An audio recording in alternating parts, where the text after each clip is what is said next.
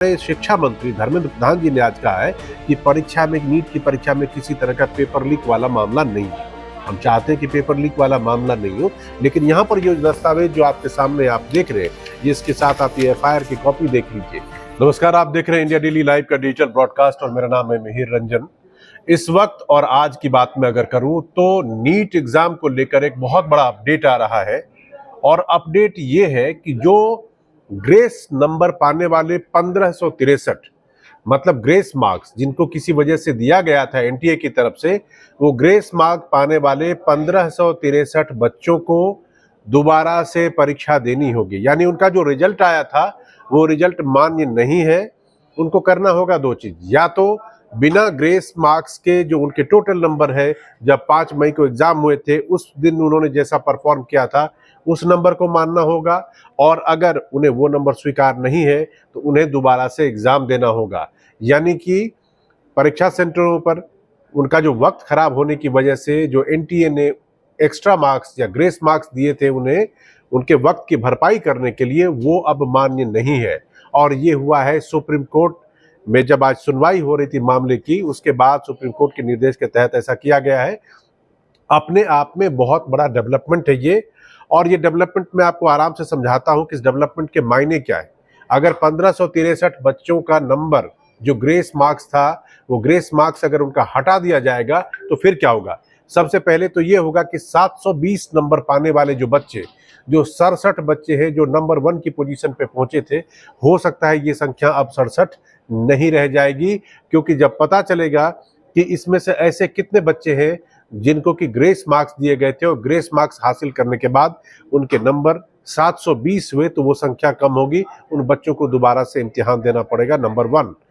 सिर्फ उतना ही नहीं, अगर नंबर 1 पे 67 बच्चे थे जिनको कि एआईआर रैंक 1 थी, तो अब देखना होगा कि नंबर 2 जो 718 और 719 नंबर के जिनकी बात हो रही थी, जिसके बाद ये पूरा कह लीजिए कि मामला एक तरह से पोल पट्टी खुल गया था कि नीट में के जो एग्जाम हुआ उस एग्जाम में गड़बड़ियां थी, क्योंकि मैथमेटिकली गणित के हिसाब से 718 या 719 नंबर किसी बच्चे के लिए पाना मुमकिन नहीं था। अब जिन लोगों को पहले से पता है उनके लिए बहुत अच्छी बात, जिनको नहीं पता है उनको मैं बताना चाहता हूं। देखिए, एक क्वेश्चन के 4 नंबर थे, और अगर किसी ने एक नंबर क्वेश्चन छोड़ दिया तो 720 में से 4 घट गए तो 716 नंबर उसके होने चाहिए थे।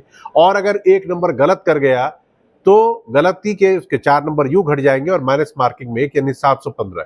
यानी 720 के बाद अगर मैथमेटिकली पॉसिबल नंबर कोई एक था तो या तो 716 था या 715 हो सकता था। लेकिन 718 और 719 नंबर जब आए तो ये लोगों के मन में शंका कर गया कि ये नंबर कैसे आ सकता है, 718 और 719 नंबर किस हिसाब से आ सकता है। तो फिर उस बात की पड़ताल हुई, पिटीशन दर पिटीशन उस पर डाले गए, और एक नहीं कई लोगों ने उस पर पिटीशन डाला और जानने और समझने की कोशिश की आखिर ये नंबर आए कहां से। और जब ये नंबर आए तो ये समझ लीजिए कि भानुमति का कुंबा, भानुमति का पिटारा जो है खुल गया, और खुलने के बाद उसमें इतने सवाल हो गए, इतने सवाल उठे कि ग्रेस मार्क दिया तो किसको दिया, कितना दिया, किस हालत में दिया, उसका क्राइटेरिया क्या था। और एनटीए के पास इन सवालों का सही पूछे तो सेटिस्फाई करने वाला जवाब कुछ नहीं था, उनके अपने तर्क थे। उस तर्क के बाद कोर्ट में ये मामला चला गया, लोग हाई कोर्ट से लेकर सुप्रीम कोर्ट तक पहुंच गए, और आज एनटीओ ने खुद कहा कि उस पे उन लोगों ने पिछले 3-4 दिनों में लगातार जांच की है, और उसके बाद वो शायद रिकमेंड करना चाहते हैं जिन लोगों को, जिन बच्चों को ग्रेस मार्क्स दिया गया था उनका री एग्जाम के बारे में वो सोच रहे। तो सुप्रीम कोर्ट का आदेश है कि भाई उनका री एग्जाम करवाइए। 1563 बच्चे ऐसे जो हैं जो ग्रेस मार्क्स पाने की वजह से हो सकता है नंबर 1, नंबर 2 एआईआर रैंक पे पहुंच गए, तो ये नाइंसाफी नहीं हो, दोबारा एग्जाम दे ले। 1563 बच्चों की अगर बात है तो उसको दोबारा करवाया जा सकता है। और एनटीए ने कहा है कि वो मतलब उनकी कोशिश है कि 23 तारीख को ये एग्जाम हो जाए नंबर 1, और फिर 30 तारीख से पहले तक उसका रिजल्ट भी आ जाए। मुमकिन है 1500-1600 बच्चों का इम्तिहान करवाकर फिर उनका रिजल्ट देना, ये कोई बहुत बड़ी बात नहीं। ये कोर्ट का डेवलपमेंट है।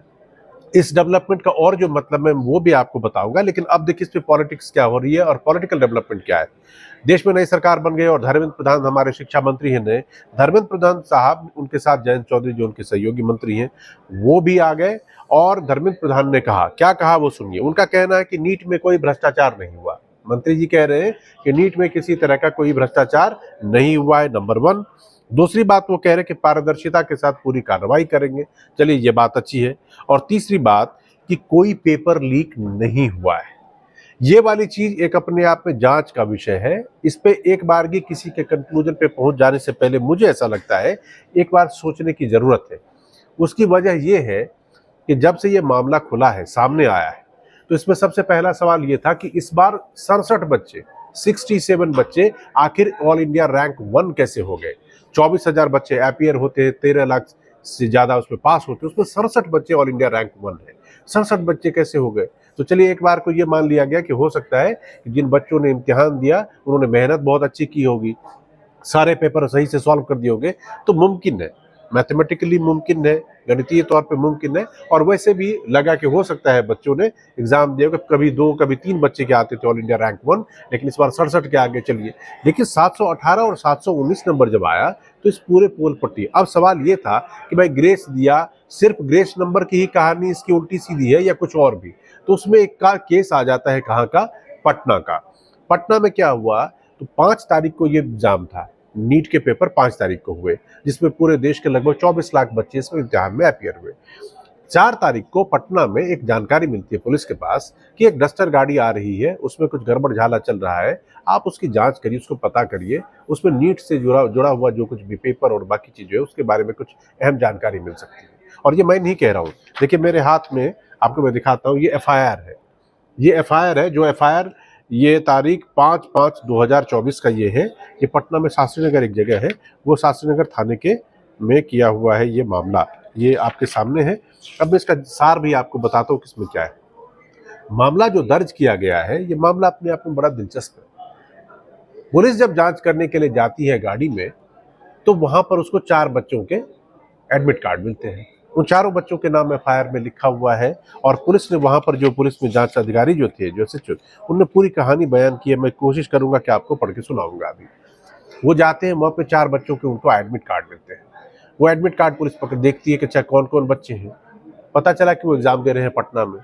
पुलिस पहुंच जाती है एग्जामिनेशन सेंटर पे, उन बच्चों को पकड़ती है, पूछताछ होती है।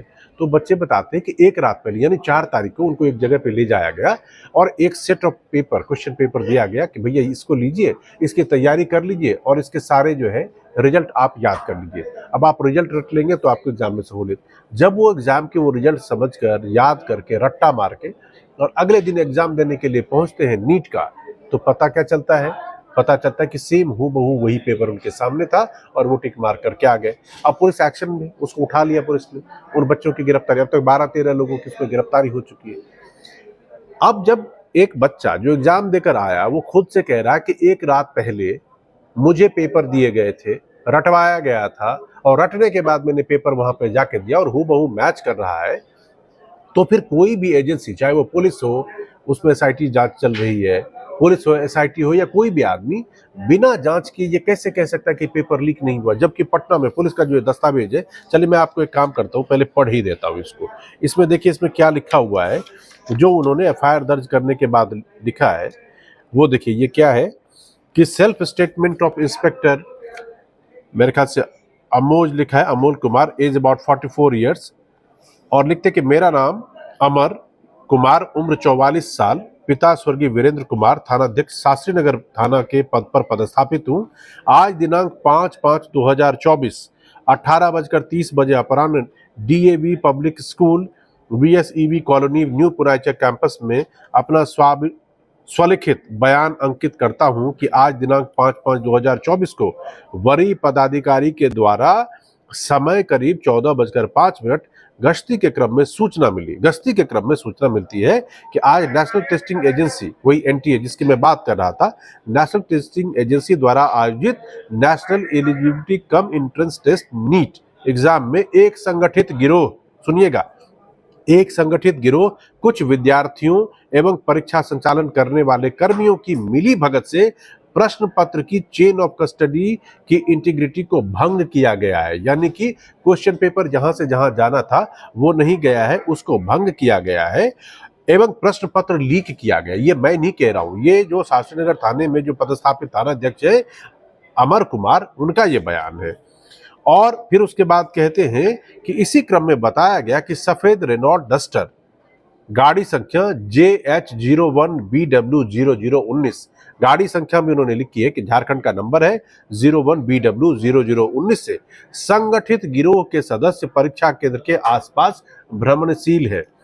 उक्त सूचना के सत्यापन व आवश्यक कार्यवाही हेतु मैं साथ में वो लिखते कि राधेश्याम कुमार फिर राम बाबू यादव सशस्त्र बल अधिकारी वाहन से क्षेत्रगत गाड़ी की तलाशी हेतु बेली रोड पर राजवंशी नगर मोड़ के पास वाहन चेकिंग प्रारंभ किया। राजवंशी नगर जो है वो पटना का ही एक इलाका है। चेकिंग के क्रम में बेली रोड पर पटेल भवन की तरफ से एक सफेद रंग की डस्टर गाड़ी आते हुए दिखाई दिया, जिसके साथ के बल के सहयोग से घेराबंदी करके रोका गया। वही संदिग्ध गाड़ी जिसके बारे में इनको टिप ऑफ मिला था। अब आगे क्या होता है वो सुन लीजिए। जिसके बाद बल के सहयोग से घेराबंदी करके रोका। उक्त गाड़ी में बैठे 2 व्यक्ति एवं चालक गाड़ी रोककर तेजी से भागने की कोशिश कर रहे थे। मतलब जब इन लोगों ने गाड़ी को रोकने की कोशिश की तो वो भागने की कोशिश कर रहे थे। फिर अगले पन्ने में ये पेज नंबर 2 है, उसमें लिखते हैं जिसे साथ के बल के सहयोग से पकड़ा गया। पकड़ाए गए सफेद Renault Duster car registration number Jharkhand JH01BW0019 पाया गया। उक्त पकड़ाए हुए व्यक्तियों के नाम पता पूछने पर अपना नाम, अब नाम सुनिए, उस गाड़ी में कौन कौन लोग बैठे हुए थे। सिकंदर यादवेंदु उम्र 56 वर्ष, पिता स्वर्गीय भुट्टो यादव, सा प्लस पोस्ट कुसहो थाना विधान जिला समस्तीपुर, यानी पहला बंदा समस्तीपुर। अगला अखिलेश कुमार उम्र करीब 43 वर्ष, पिता शिवशंकर राय, ग्राम सुल्तानपुर, ये जिला पटना दानापुर। तीसरा बिट्टू कुमार उम्र करीब 38 साल, पिता चंद्रमा सिंह, बड़का गांव, ये रोहतास बताया गया। उक्त गाड़ी की विधिवत तलाशी हेतु आसपास के लोगों से अनुरोध किया परंतु कोई तैयार नहीं हुए। तत्पश्चात साथ के पुलिस पदाधिकारी राधारमन कुमार एवं राम बाबू यादव को विधिवत स्वतंत्र साक्षी मानते हुए पकड़ाए हुए डस्टर गाड़ी जिसका रजिस्ट्रेशन नंबर फिर से वो लिखते हैं, गाड़ी के ड्राइवर के बगल वाले सीट के सामने सेल्फ में रखा हुआ 4 एडमिट कार्ड, 1 2 3 4 नंबर नोट करिएगा, 4 एडमिट कार्ड उनको मिलते हैं, जिसमें नाम सुनिए किसका है, अभिषेक कुमार, रोल नंबर 1502600112। फिर दूसरा है शिव नंदन कुमार, थोड़ा सा इसमें प्रिंट अच्छा नहीं है, रोल नंबर वही 1502290068। फिर आयुष राज रोल नंबर उसका लिखा हुआ है। फिर अनुराग यादव उसका रोल नंबर पाया गया। 4 एडमिट कार्ड मिलते हैं। साथ ही सिकंदर यादवेंदु के फुल पैंट के बाएं पॉकेट से एप्पल आईफोन 15 प्लस जिसका नंबर वो लिखते हैं एवं वन प्लस कंपनी का एंड्रॉयड मोबाइल फोन जिसका नंबर लिखा हुआ है। IPhone versus iPhone V5 plus का EMI नंबर दोनों ये लिखते हैं, ये नंबर पाया गया जिसे जब्त किया गया।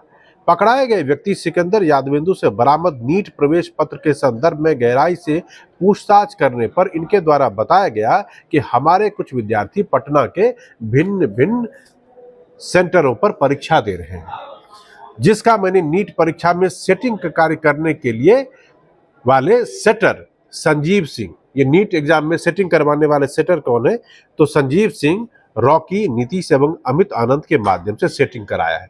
4 लोगों ने एग्जाम की सेटिंग की। हमारे कुछ विद्यार्थी को वो लोग नीट की परीक्षा का क्वेश्चन उत्तर पढ़वाने के लिए ले गए हैं। इस आशय की सूचना वरीय पदाधिकारी को देते हुए शास्त्री नगर थाना क्षेत्रगत DAV public school BSCB colony new Punachak Patna के समय 3:30 बजे 15:30 के साथ पुलिस पदाधिकारी सशस्त्र बल के तीनों आरोपी और जब्ती सूची के अनुसार प्रदान किया गया। अब क्या होता है, अब और दिलचस्प, पहले आपने एक सेट ऑफ पीपल को पकड़ा कि जो लोग डस्टर गाड़ी से आ रहे थे और जिनके पास से एडमिट कार्ड गाड़ी से बरामद हुआ। 4 एडमिट कार्ड की बात हो रही है कि वो 4 बच्चे हैं। अब कहानी में आगे और भी मजेदार ट्विस्ट है और ये मैं आपको इसलिए बता रहा हूँ कि हमारे शिक्षा मंत्री धर्मेंद्र प्रधान जी ने आज कहा है कि परीक्षा में, नीट की परीक्षा में किसी तरह का पेपर लीक वाला मामला नहीं है। हम चाहते हैं कि पेपर लीक वाला मामला नहीं हो, लेकिन यहाँ पर ये दस्तावेज जो आपके सामने आप देख रहे हैं, जिसके साथ आप ये FIR की कॉपी देख लीजिए, ये जो बता रहा है, मुझे लग रहा है कि किसी भी नतीजे और निष्कर्ष पे पहुंचने से पहले इसकी जांच हो जानी जरूरी है, क्योंकि आज 1563 बच्चों का एग्जाम दोबारा से करवाने के लिए सुप्रीम कोर्ट ने सिर्फ और सिर्फ इसलिए कहा है क्योंकि उन बच्चों ने जो अपना ऑल इंडिया रैंकिंग पाई उसमें ग्रेस मार्क्स थे और कोर्ट ने कहा है कि ग्रेस मार्क्स नहीं चलेगा, NTA बेचारे की ग्रेस मार्क्स नहीं, उनका री एग्जाम दे, दोबारा से मेरे पाके देख ले कि उनको कितने नंबर आते हैं, जो नंबर आएगा वही होगा। तो अब देखिए अब आगे क्या होता है। आगे इसमें लिखते हैं कि केंद्र अधीक्षक एवं पर्यवेक्षक से संपर्क स्थापित कर परीक्षार्थी आयुष राज के एडमिट कार्ड का सत्यापन किया गया तो इनके द्वारा बताया गया उक्त परीक्षार्थी रूम नंबर 28 में परीक्षा दे रहा है। परीक्षा समाप्ति के उपरांत परीक्षार्थी आयुष राज रोल नंबर 1502270127 को पूछताछ हेतु अपने अभिरक्षा में लिया तथा पूछताछ किया तो इनके द्वारा बताया गया, अब सुनिए बहुत दिलचस्प है, कि रामकृष्ण नगर थाना अंतर्गत खेमनीचक स्थित लर्न बॉयज हॉस्टल एवं लर्न प्ले स्कूल में मुझे 4 तारीख और 5 तारीख के दरमियानी रात में ले जाकर प्रश्न पत्र उत्तर सहित दिया गया था तथा याद करने के लिए कहा गया। आज की परीक्षा में सभी प्रश्न पत्र 100% मिले हैं, यानी जो रात में उसको तैयारी कराई गई, जो रटवाया गया, अगले दिन जब वो नीट का एग्जाम देने के लिए गया है उसको डिट्टो वही क्वेश्चन पेपर मिला है। आगे देखिए कि वो क्या लिखते हैं। वो कहते हैं कि उक्त लड़के द्वारा अपना नाम आयुष राज, पिता अभिषेक नगर, सुल्तानपुर दानापुर कैंट, ये बताया गया। तलाशी के क्रम में नीट यूजी 2000 का आयुष राज का जो एडमिट कार्ड है पिता, इन चारों का वो एडमिट कार्ड उन्हें मिल जाता है। यानी कि जो कुछ भी बताया गया था उस पर ये इसी के हिसाब से फिर वो बताते हैं कि इसमें क्या। इसमें मार्के वाली बात, जो समझने वाली बात है, जब से ये मामला आया है नीट का, देखिए नीट का रिजल्ट किस दिन आता है? जिस दिन देश में नई सरकार के लिए मतगणना हो रही है, वोट काउंटिंग हो रही है और उसके बाद तय होता है कि एक बार फिर से देश में नरेंद्र मोदी के नेतृत्व में सरकार बनने वाली है और एनडीए की ही सरकार बनेगी, चाहे बीजेपी को पूर्ण बहुमत अपने दम पर मिला हो या नहीं मिला हो। यानी उस दिन ये शोर थोड़ा थमा। अब चूंकि रिजल्ट जो आया, उस रिजल्ट में बहुत सारी चीजें ऐसी थी जिसकी तरफ लोगों का ध्यान बरबस चला गया। एक साथ 67 लोग नंबर 1 कैसे हो गए, वो भी कहना है कि हो सकता है मुमकिन, लेकिन वो जो 718 और 719 नंबर जो आए हैं बच्चों को, वो बहुत बड़ा डाउट पैदा कर गया कि ये कैसे हो सकता है। तो अब कोर्ट ने साफ कह दिया कि 1563, ये देखिए मुझे ऐसा लग रहा है कि ये पहला मुद्दा है जिसको अभी एड्रेस किया गया है, क्योंकि अभी तो ये बात हो गई जिस पर डे 1 पे क्लैरिफिकेशन था कि नहीं ऐसा नहीं हुआ, तो ग्रेस मार्क्स स्क्रैप हो गया, एक तरह से खत्म हो गया। और ग्रेस मार्क्स खत्म होने के बाद अब क्या होगा, दोबारा से बच्चे एग्जाम देंगे। अब दूसरी बात जो इसमें सबसे अहम है वो है कि नीट में क्या पेपर लीक हुआ, और अगर पेपर लीक की बात पुष्टि होती है तो मुझे ऐसा लगता है कि ये 1563 में पूरे के पूरे 24 लाख बच्चों का एग्जाम दोबारा से करवाने की नौबत आ सकती है। आपको ये थोड़ा समझना पड़ेगा कि इसका गणित क्या है। एक बच्चे को मेडिकल में पढ़ाने के लिए उनके पेरेंट्स के करोड़ों रुपए से ज़्यादा खर्च होते हैं। आप किसी प्राइवेट कॉलेज में जाके देखिए, प्राइवेट कॉलेज का खर्चा मेडिकल में पढ़ने का करोड़ में जाता है, लाख में नहीं करोड़ रुपए में जाता है, उससे ऊपर ही जाता है। अब ऐसे में कोई भी चाहेगा कि जो सरकारी इंस्टीट्यूशंस हैं जो कि टॉप के हैं, चाहे वो एम्स हो या इस तरह के, वहाँ पे मेरा बच्चा पढ़े, और वो बच्चा पैसे कैसे पढ़े, तो यही नीट, इसके एग्जाम में अगर आप टॉप रैंकिंग में आते हैं, ऊपर में जाते हैं, तो आपको मिलेगा उन जगहों पर दाखिला जो कि सरकारी संस्थान है, जिसकी फीस रिजनेबल है और आप वहाँ पर पढ़ाई कर सकते हैं।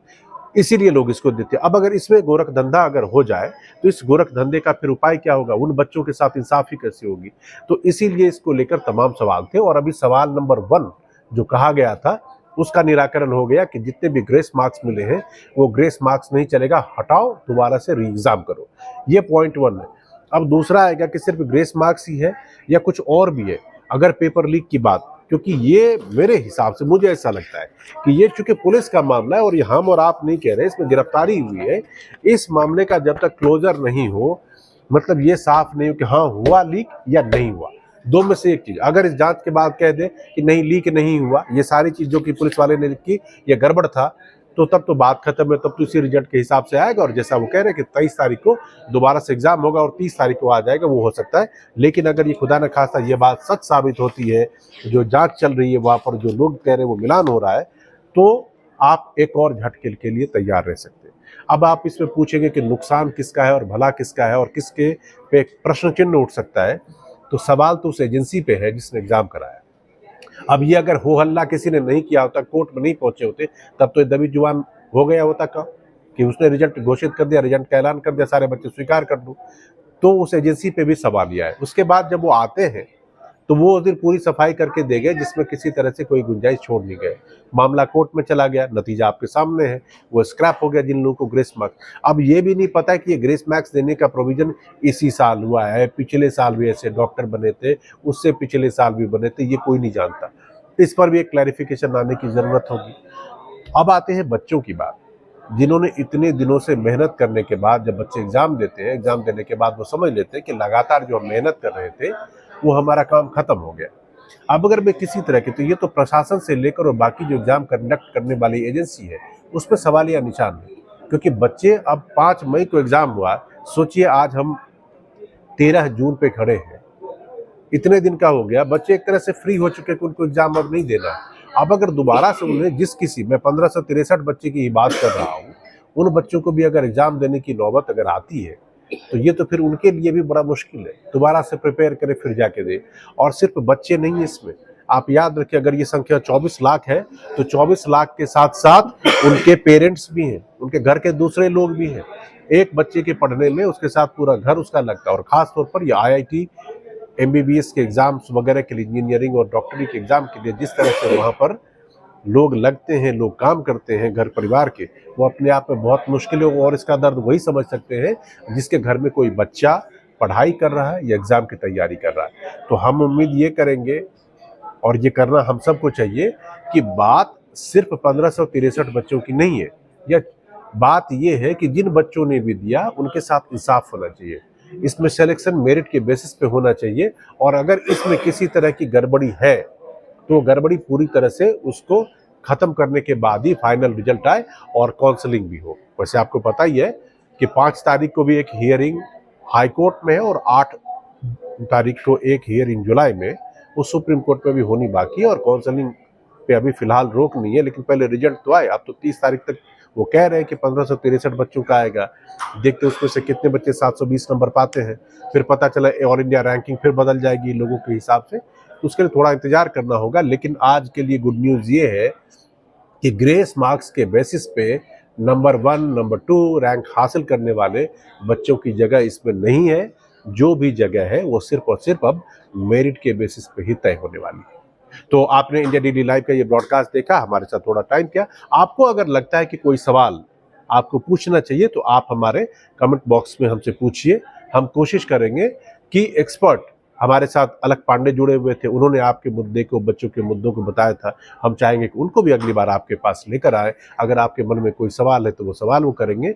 और सिर्फ उनको नहीं, हम देश के शिक्षा मंत्री, शिक्षा राज्य मंत्री, NTA के जो अधिकारी हैं उनसे, उन सब से सवाल पूछेंगे। और हमारे सवाल पूछने का मकसद और मतलब सिर्फ एक है कि किसी भी बच्चे के मेरिट के साथ नाइंसाफ़ी नहीं हो, आपके साथ नाइंसाफ़ी नहीं हो। और आपके साथ नाइंसाफ़ी नहीं होगी तभी आप या दूसरा जो कोई भी इसमें क्वालिफाई करता है वो एक अच्छा और बेहतरीन डॉक्टर बन के सामने आए।